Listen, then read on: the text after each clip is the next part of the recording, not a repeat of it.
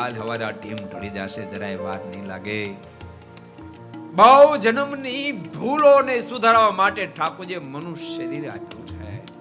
આ ફેરી સાવધાન બનશો તો અબજો જન્મની ભૂલો સુધરી જશે અને બાપ દેહને મૂક્યા પછી મુક્ત સ્થિતિને પામી મહાલૌકિક સુખને માણશો. આ થોડા વર્ષ જો આ જગતની મોજ માણવા રહ્યા, કાલ હવારે મરી જાશું. મર્યા પછી ભૂંડી વલે થશે, કોટી કલ્પે પાર નહીં આવે. આ ભવાટીમાંથી બહાર ન નીકળાય અને રાત દાડો એક કરી લાખો કરોડો અબજો રૂપિયા ભેગા કર્યા છે, એ બધા પડ્યા રહેશે ને આપણે હાલ્યા જાશું અને હેરાનગતિનો પાર નહીં રહે, છોકરા જલસા કરશે. માટે ડાહિયા બની બાપા ભગવાન ભજ્યો મારી તમને ભલામણ.